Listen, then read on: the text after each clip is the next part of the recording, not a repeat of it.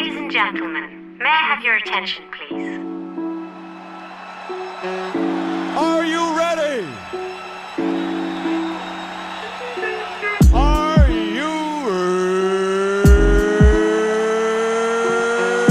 ready? Yo, what up, what up? It's your boy Rubino. And this DJ in the building. And you listening to the UpNUp Podcast. Yeah. Wait, what are we doing? I don't know, just listen.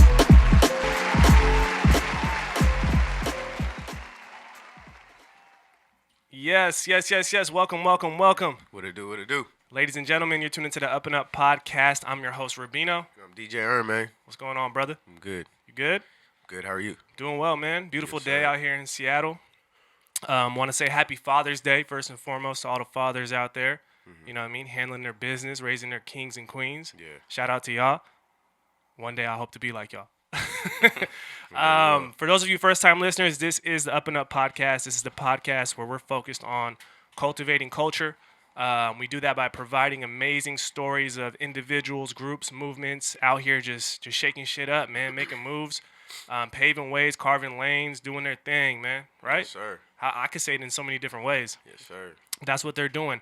Now, obviously, we always want to make sure we're shouting out the supporters, right? The constant supporters, the encouragers who are just giving us that love and the support. For those consistent listeners, thank you. And for the first-time listeners, thank you as well. If you want to continue supporting the podcast and supporting the platform, supporting these amazing guests that we have on this show, please rate, review, and subscribe. You can find all the episodes on YouTube, SoundCloud, and iTunes. Make sure you like it. I got you. Make sure you like it too.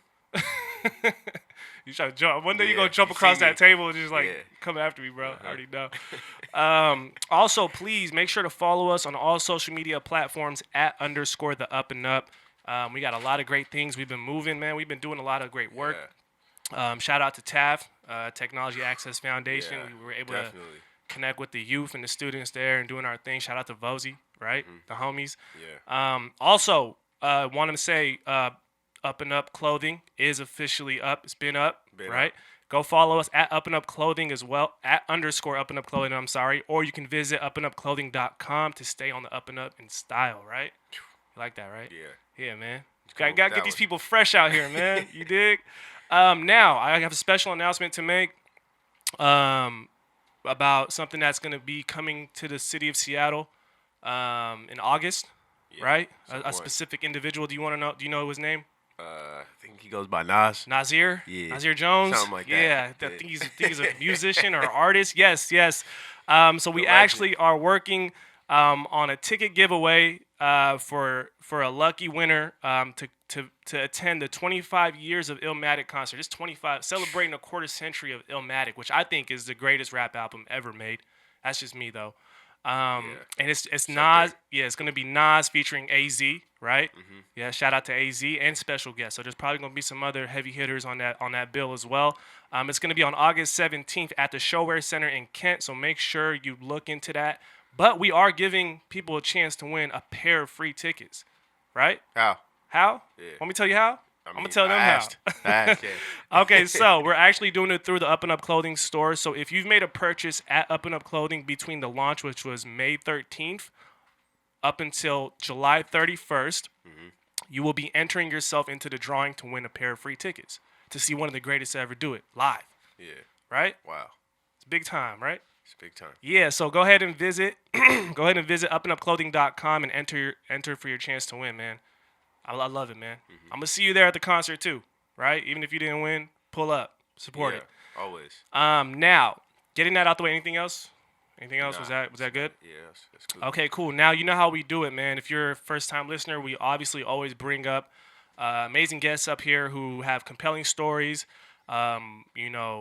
driven missions, right? Focused on impact and really just cultivating culture out here. And I would say today's guest is a man who's leading the charge on bringing unity amongst Black communities, not just virtually, but in reality, right? Like, real deal. Like, you could, you know what I'm saying? You could touch people and be like, oh, I know that person, right? Not just just on the internet, right? And I applaud him for that. I would say he's the ultimate connector, conduit, who's keeping everything he's doing on the UpNUp. To give you some insight on the work the brother's been doing, he is the founder and creator of the Collective Seattle, which is an organization / community of over 3,000 young professionals of color. 3 bands, three racks, That's amazing. 3 stacks. It's amazing. It wasn't that funny, bro. But yeah, man, 3,000 young professionals of color is based here in the greater Seattle area. To talk a little bit about their their mission. They do have a very, very powerful mission to create lasting friendships and meaningful connections amongst the young Black professionals. They're doing it through fostering experiences for diverse groups of movers, shakers, explorers, thinkers, doers. I like that word, doers, right? People who are out here actually making moves, doing their thing, man. And he's creating spaces for that, him and his team as well. Excuse me. Let's just get straight to him, man. Our guest is none other than the ultimate and true culture cultivator himself, Anthony Kerr. Can we get a round of applause for my brother? Yes, sir. How you doing, boss? Feeling good, feeling great. How are you? I'm doing well, man. I'm doing well, man. Thank you for coming to the show, man. Absolutely. Yeah, appreciate you. Now, we obviously, I don't know if you're familiar, but we usually start the show off with the quote of the day. Something to kind of get the mood right, get the vibe right, just kind of set the tone for the conversation. And you love quotes. Well, brother to your right got one for you. We coming with it. So the quote of the day today is teamwork requires some sacrifice up front. People who work as a team have to put the collective needs of the group ahead of their individual interests. I like that. Who said that quote? Patrick Lencioni. He's a writer. I see what you did there too. A little play on the words. Collective. Yeah. You want to run that back for the people in the back? I like that. So pay attention, bro. We have to throw that in there. So teamwork requires some sacrifice up front. People who work as a team have to put the collective needs of the group ahead of their individual interests. Yeah. I think that quote's perfect. Yep. That's real. Yeah. Yeah. No, definitely. And we bring in the quotes obviously because they're great quotes. It's good inspiration for us, for the listeners. But it also ties into kind of, the work you do through the Collective Seattle and probably other things that you're focused on as well. So what we like to do is kind of give people a chance to really get a sense of, before we get into your story and the build up, kind of give you a chance to explain what is the Collective Seattle and how would you best describe what you guys are trying to do with that? Absolutely. So the Collective is essentially a community of mostly young professionals, people who work in and around Seattle who are just looking for connections, looking for friends, looking for business partners, looking for new jobs, looking for the place to get their haircut on Saturday, looking for restaurants, and we're just trying to provide them the opportunity and the experiences necessary to fully enjoy and take part in the city that they live in. I like that. I like that a lot. That's definitely needed. Yeah. So for sure. I mean, especially haircuts. Yes. Nah, for real, man. Shout out to Jay Styles. Hey, go ahead, man. Go ahead. But that's dope, man. And I think it's definitely been kind of taking on a life of its own, right? I think since you started it. But I do want to kind of take it back and let people kind of get a chance to know your story in terms of how you've got to this point currently. Where did you grow up originally? I am originally from Columbia, Maryland. Baltimore? Columbia, Baltimore. I know. It's crazy. My bad. When I hear Maryland, I think Baltimore instantly. I think a lot of people do. Maryland. So Maryland, you have the Baltimore area, and then you have the area that's closer to DC. I totally just dismissed your entire city, bro. That's crazy. And I'm essentially from the city that's in between Baltimore and DC. Okay.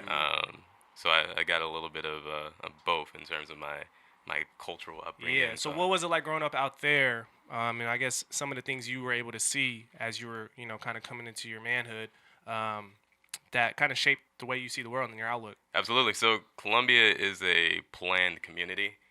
So it's very interesting in how diversity is intentional, not only racial diversity, but socioeconomic diversity. So the neighborhoods are all right, you have your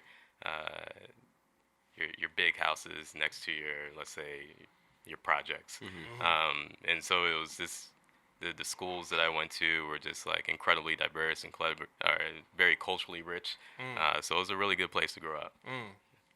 Yeah, I think what's that's important too. Like growing up, the diversity aspect of it, kind of turns you to like a well-rounded person. You start understanding a lot of things, So, Absolutely. Yeah. And you just exposed to different people, There's people who grew up, never seen a black person in their life. Yeah. Yeah. But they see him on TV all day, right? Yeah. So I think that's dope. Now, I guess because through what you explained earlier about the collective and how essentially it's a way to form community, right? What examples did you have growing up in terms of community? Like, I feel like you have to know the importance of that early on to truly want to see it as you get older, Yeah, so I think it was in college where it really hit home for me. Where'd you go to school? The illustrious North Carolina Agricultural and Technical State University, Aggie wow. Pride. Okay. Wow. Okay. Break it down. Yeah. Yes, sir. Got rep for the HBCUs. For sure, man. That's dope.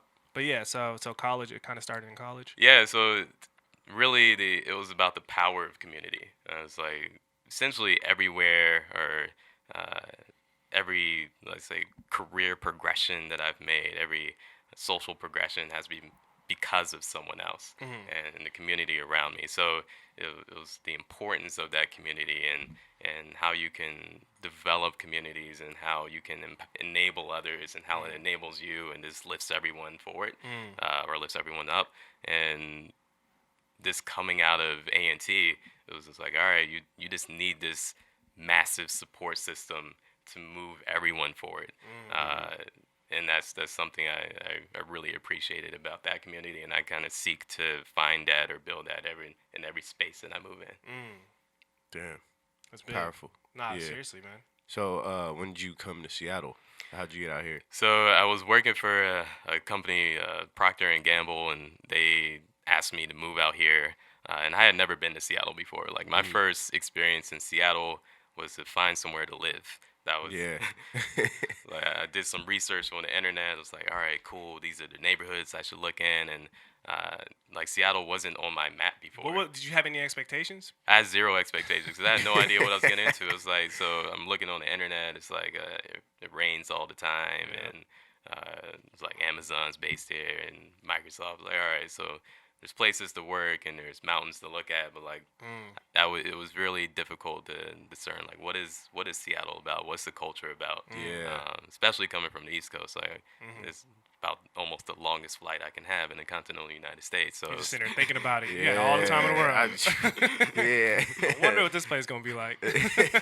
Yeah, and I barely knew anyone from here. So like I had 2 friends that I'd known previously that lived here, and it's just like, all right, so I'm showing up, ready to go. Let's see. Yeah, I feel you, man. Because every place where I go, and I'm like, I'll be there for like 3 days or something, and I'm like, okay, I know how the city is, but how is it really? Like, I always ask myself that. So I feel like you kind of went through that. Like, how's Seattle really? Like, like you said, there's mountains to look at and stuff like that, but so that's crazy, bro. Yeah, and it's like I think some cultures are shared like globally. Right, whereas some is like you gotta pull up to know what's up.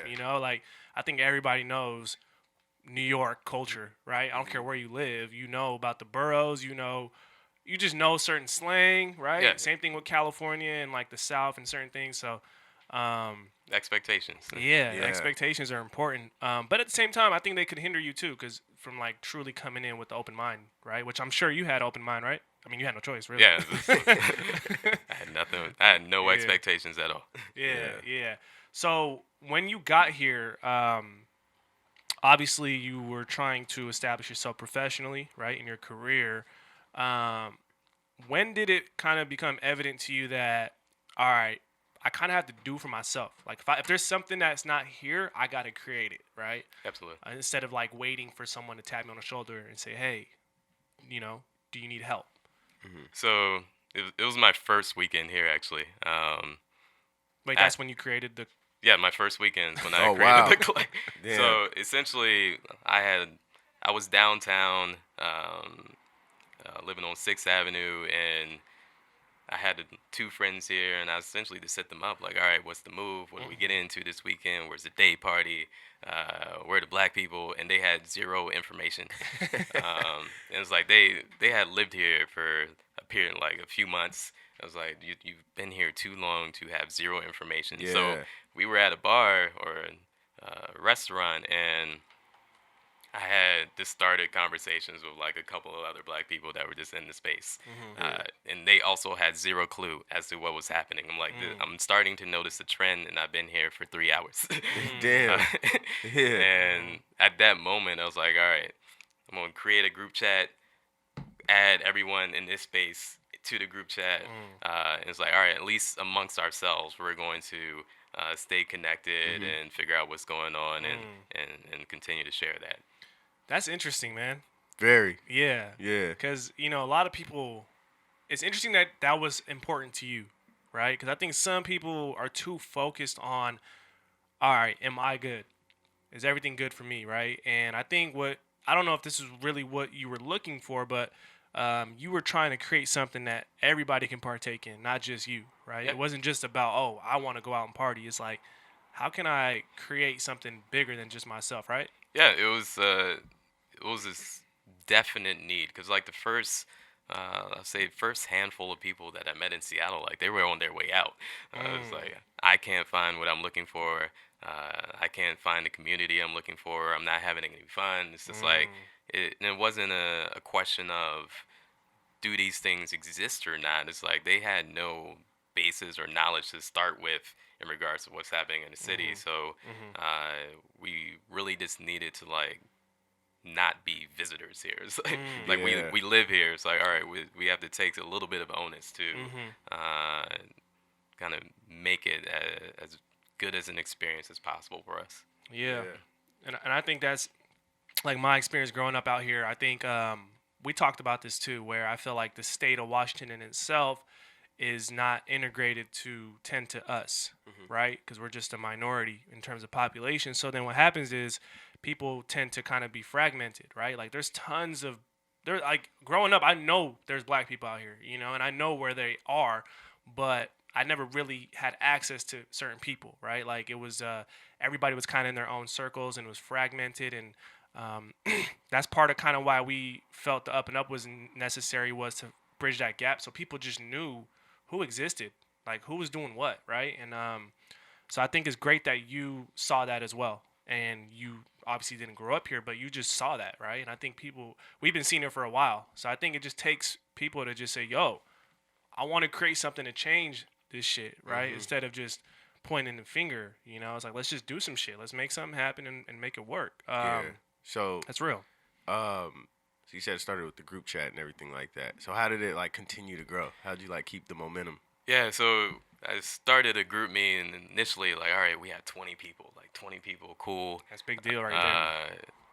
And it was kind of odd because people wouldn't really talk to each other. It's like they didn't know each other. So I kind of had to trick people into coming outside all at the same time so they can meet each other. Like, I'll just tell people separately, like, yo, just show up to this happy hour with me. So I told like 10 people separately, and they all show up like, oh, all these people are here. Damn. It's like, yeah, you're in a group chat with them. Say hi. And eventually, like, as the community started to build and people became a little more friendly, they would bring their friends. Like, all right, we went from 20 people to 50 people. I'm like, dope. Like, we moving now. Like, over time, it's like, oh, we went from 50 to 500. It's like, all right, it's getting wow. big. And 500,000. Like, all right, now we gotta organize. Slow down. Close that door, man. Close that door. We need to check these motherfuckers in, man. We gotta organize. We gotta, That's real. It's like, now we have the power to create and have an audience for that creation. Yeah. It's like, all right, we have a place that's not exactly catering to our needs or to us. So now we gotta put on for ourselves, and we have, let's say, the critical mass to do so. So I'm curious too, because when you like, that's hard, bro. That's hard to like really insert yourself to get people to connect, bro. Like sometimes it's hard to just get two people to see eye to eye and talk to each other, you know. So did that take a toll on you at all, or was it something that may have been frustrating at times, where you're like, man, if only y'all could see what I see and what this can become? Like, just talk to the person. Yeah. I'll say because you can't control people. That's kind of how I see it too. absolutely. So I'll that was say hard. certainly initially it was kind of a bit of a grind to just keep the engagement going. It was a bit of a grind to like get people to add people to the group. It's like you are one person, you know, 5 other people that are experiencing the same issues. So like just add them to the group. Like why am I adding your friends to the group? Add your own friends to the group. Yeah. And it was just like I would say like the first year or two was just more of a grind than what people realize because a lot of people don't see what you're building until it's already built. Yeah. Like, and that sounds obvious. No, Like, it's yeah, of course they facts. don't see Yeah, it. no, Facts. that's But it's real. like, See it to believe it. I That's gotta see real, it to believe yeah. it. it's like let's say you take a skyscraper and like first before they build a skyscraper, they put a giant hole in the ground. Yeah. And like at that point, you should know a skyscraper is coming. Yeah. But it doesn't take to like, oh, it's a finished structure. Like, oh, Yeah. this thing is here. So using that metaphor, it's just like a lot of people didn't buy into, let's say, the community until it like actually was physically or tangible, and it created like obvious value for them. So, I'm also curious about how as you saw it growing, you obviously have to start tailoring to people's interests, right? Like you got 500 people. That's 500 different types of interests, right? People may not want to go do this type of thing that you're thinking everybody should do. So, what was your strategy behind creating spaces or events or things for people to partake in, but also gauging what their interests are? Did you have a way to like? Because 500 is a lot of people. Absolutely. So I would say initially, like I had not a lot of energy to be an event planner. Gotcha. And it was initially I was just trying to find like the best thing in the city and like get people to go there all at once. Like, oh, here's Kendrick Lamar at Bumbershoot. Let's all go to Bumbershoot and go see this show. Or here's like a happy hour. Let's all go to this happy hour. And it was really some others that was like, oh, we can plan our own events. Like, all right, go ahead. So I was really big on outsourcing because I did not planning events wasn't my thing. I just wanted to keep the community going, keep the community flowing, and like over time, as we had a lot of people say, all right, I'll step up and plan an event, you start to notice like the type of activities people like and the type of experiences people like, and then we just started solving for like the lowest common denominator. Like everyone will show up to a happy hour, everyone will show up to a party, not everyone will show up to a book club, not everyone's going to show up and go paddleboarding. So to build momentum, just kept going with like, here's the thing that the most people will like, and like and even that, it like isolates some people because some people just aren't social. Like, I don't want to go to a happy hour. I don't want to go to a party. I don't want to go where all these other people are going to be. So you kind of have to work with that too, and get the hikes going and the ski trips. And So y'all went skiing? yeah, we That's dope. a couple, what was it, like 2 or 3 years ago, we had like a few small ski trips that like maybe like 10 people come. And so it was this has served to expand our own repertoire, or expand our own skill set, or things that I probably would never do on my own. Like skiing wasn't a thing that I was actively looking to participate in, but now be on the slopes every season. But you start to grow and expand, as I think a lot of things can come from like just learning from each other. Like we talked about it too. It's like you create this one big network, then what ends up happening is you got sub networks within that network, right? Yeah. And you just start seeing it just flourish pretty much. Yeah. And I'm saying with or through other people, like you can learn or get exposure to just about anything. So as you expand your network, you expand your peripheral vision. You just start to see more, and you start to be interested in more, and start to get a little bit more curious about things. Like I bought a paddleboard. Like what am I doing buying a paddleboard? No, I feel that. Damn. So how important was it to like build something like this, like, and have a team? Yeah. So everything that we do through the collective is generally a collaboration. So like the day parties that we had, we collaborated with Culture Shock curators. Shout out to their First Friday happy hours. Layback Allure. Shout out to their Thursday social club for them. And like spin class, like Brittany Love, or the poetry show, like Jessica Rochelle. Everything we do is a collaboration, so you can build on other people's talents. You can build on other resources. You can reach out to their communities, and really, we're just creating experiences that just speak to more people. I like that. Because if we just did everything on our own, it'll just be like the things we like. And that excludes a lot of people because not everyone likes to do the same things. And it's a lot too. It's a lot of burden to try to be the person to say, I think this is what people like. It's kind of like an assumptive approach, right? That's how I see it. I also had a question because obviously in growing the network, I've come to find that like a lot of people just aren't social, right? Like you said. So I'm not social. That's funny. So for those people who are introverts, right? Like, do you have advice for how they can create a network? Because I think there's a lot of people I know personally who want to network, and they know networking is important, and they're smart, capable people, but they just don't like talking to people, or they don't like, being that first person to reach out and say, hey. So do you have advice for people in that situation? I like to say everyone assumes that I am an extrovert, but I am in fact not an extrovert. You chill. You too chill, bro. Like I can do the things, but I don't thrive off of that. So it's all about purpose. Like I hate small talk. So like if you just put me in a room that's a general, let's say just a general event, and like there's nothing really specific happening, it's like I might be in a corner somewhere. Like I'm not in the mix as people believe. So for introverts, like I would say, find your passion and go to where your passion is. So if you're about salsa dancing, like go to the salsa dancing community. Like even an introvert could probably talk about the thing that they're passionate about all day. Like if you're into basketball, or you into anime, you into spoken word, you into fitness, like there are communities for all of this, and you just have to find the community that speaks to you the most. Like if you really into like romance novels, I'm sure there's a group of people who will read romance novels with you.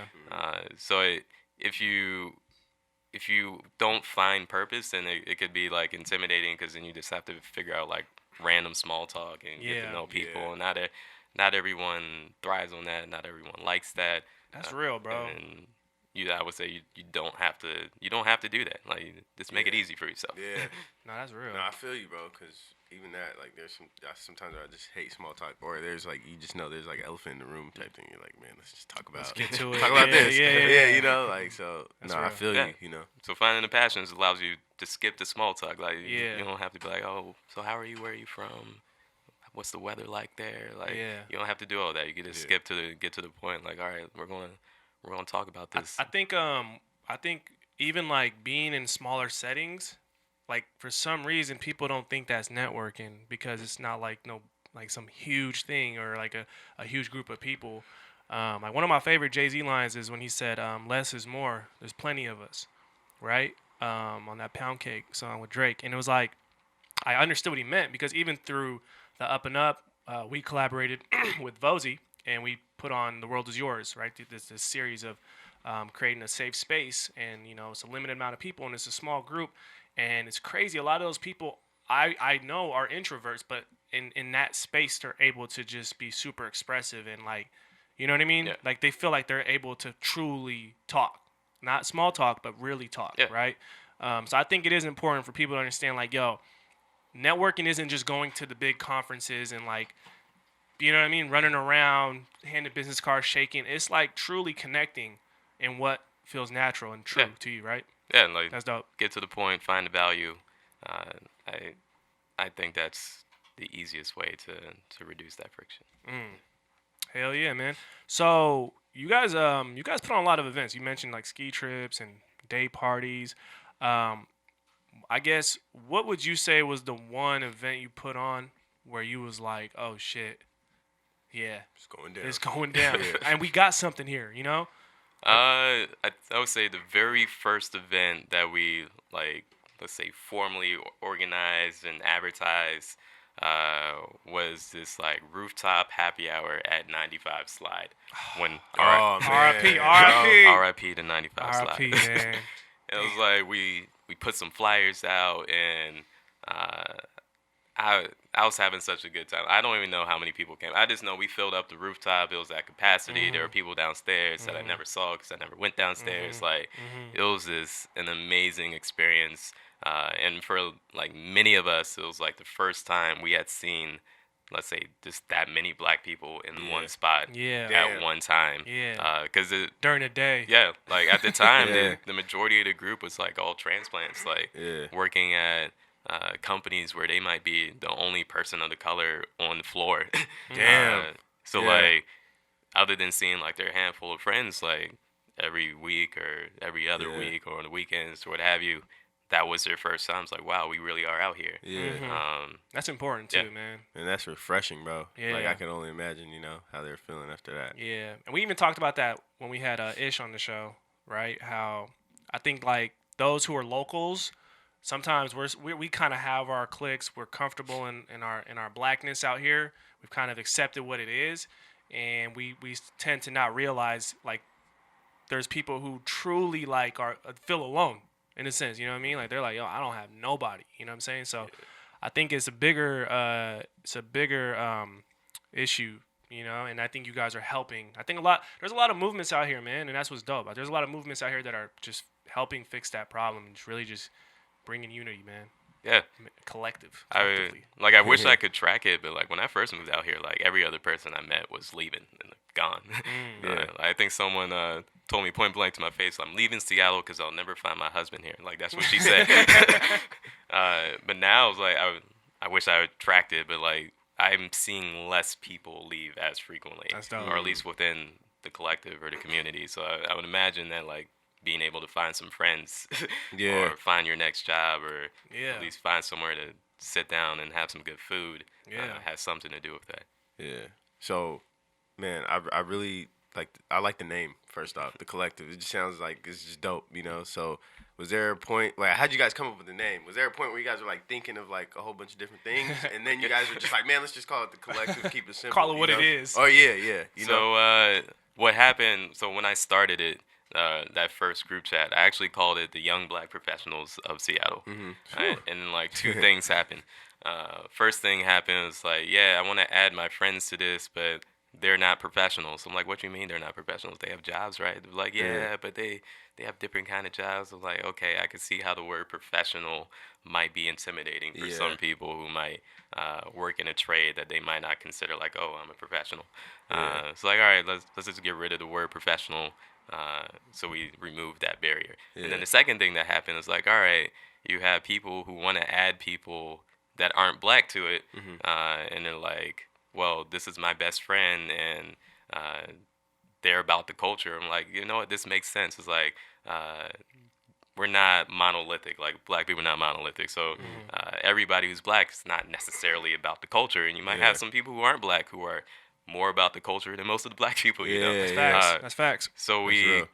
it was like, all right, so I should probably get rid of young black if we're just going to have everyone of every race in here, because I would say it's certainly themed in a black culture, but we're not exclusively black.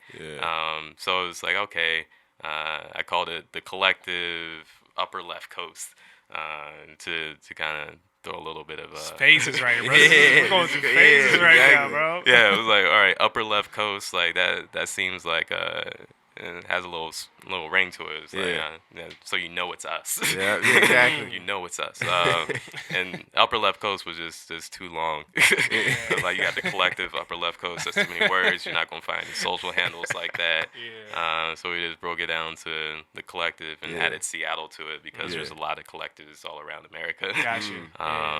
But yeah, so we're at the collective Seattle now, and it works. That's what's up, man. It's dope. TCS. TCS. Yeah. I like that.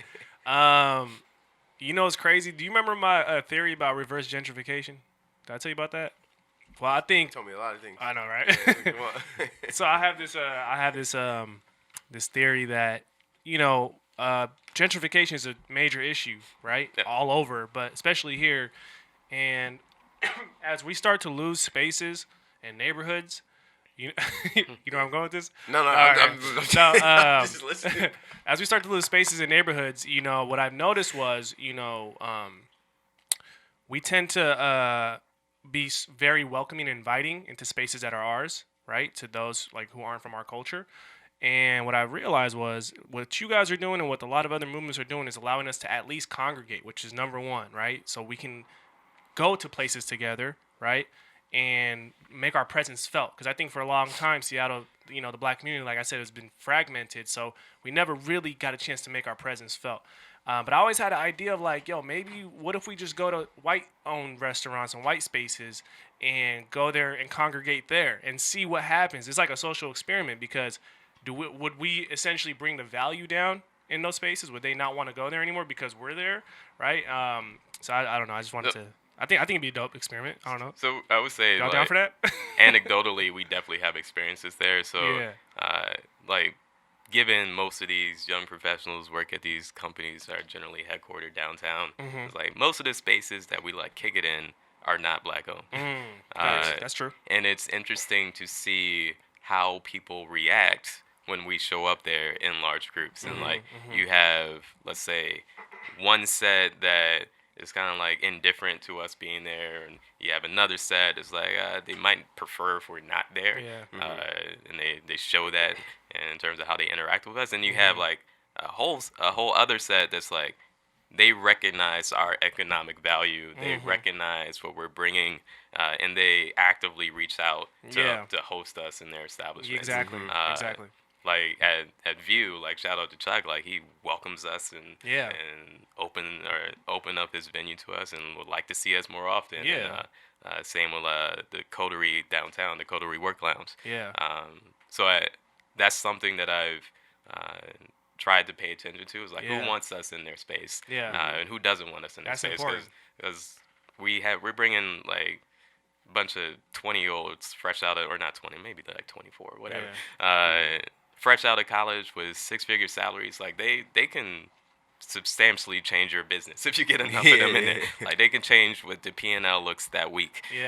So if you don't recognize that, you don't care whether or not we're there. You don't care about the influence we have in the community. You don't care about us patronizing your business, and you don't want to cater to us. Fine, we'll find someone else who will. Yeah, I think I just. And maybe reverse gentrification is like a stretch in calling it that, but I like the fact that we're able to congregate and go to places together, because it hasn't always been that way, and I think it's important. I think paying attention to how we're being, like people are reacting to it is important too. Sometimes you may be having so much fun you don't even know what's going on though, right? Yeah. So that's dope. That's dope, man. I love it. Now we always want to give our guests a chance to kind of talk about what's on the horizon. I'm pretty sure y'all got a lot of things down the pipeline, a lot of events maybe. But yeah, feel free to kind of share some things that you guys got coming up for the people to know about. Absolutely. So people had so much fun at the day party. We're just going to do the day party again. I mean, it's that time of year. Yeah, like the last one, we sold 300 tickets in 3 days. And we had 300 people on the wait list for tickets at the time of the day party. So it's like there's additional need for more people who want to experience the day party. This was the day lit day party. Day lit. Oh, I heard about that. I heard the list. I heard the waiting list. Clearly, Like, clearly you're on the wait list, right? So yeah, we had again Culture Shock in there, Layback Allure, DJ Blast. Yeah, shout out Bobby. Yeah. And that was just a really good time. So we'll do that again probably I'll say July 6th. Be on the lookout for that. We're going to do Rhyme and Reason, the spoken word show again. So that's going to probably be somewhere in July and August. We have a partnership with Zillow. So they're headquartered downtown. They have one of the best roof decks in the city. I was there. Swag surfing. Yeah. In the office. I remember. So we're going to swag surf in the office again. And that's going to be July 25th. So look out for those RSVPs. That's going to be free to everyone. And that's going to be at capacity real quick. So when those RSVPs drop, please don't wait. Oh, I'm in there. I'm trying to swag surf with you guys. Yeah, man. Swag surf next to a Dell computer and like a desk and stuff. It's different, bro. Yeah. It's different. Then we got we'll do the spin classes again. So shout out to Brittany Love at Cycle Bar. Yes, sir. So that will continue throughout the summer, throughout the year, and hopefully we get back to doing some like more cultural activities just outside, like cookouts on the beach, or maybe we'll get like a basketball game going. But really, we're going to do a lot of things. Yeah. And a lot of things that we don't plan. Yeah. Like that are just people just posting in the Slack or posting on the Facebook group. Like show up to those who like it's a hot summer already. Yeah. And it's already moving too fast. Exactly. But yeah, just follow us on Instagram at The Collective Seattle and thecollectiveseattle.com. Sign up for the email list. Yes, sir. And don't miss out because there will be some fun happening. I love it, man. I love it. It sounds like you've created, or you and your team, and I mean, it's like everybody's able to create their own opportunities within this greater opportunity called The Collective, which is dope, man. Definitely support the vision, man. I see it. Yeah. I'm living it. I'm in it. We in it. I'm coming for that email list. I'm not trying to miss nothing. So Yeah, man. Definitely. Now, I always ask this question for all our guests. Kind of sums up, all that we've discussed, and it can also cast ahead some things that you got coming down just for yourself personally. So if you can, what's one word to describe what keeps you on the up and up? And you can explain it as well. One word. Let's just say growth.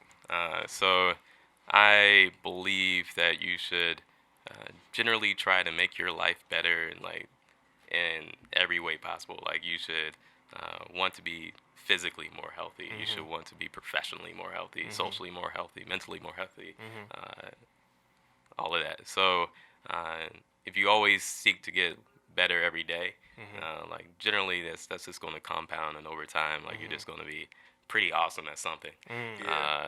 Even if you just get 1 inch better every day, like 2 years from now, like that's going to be feet.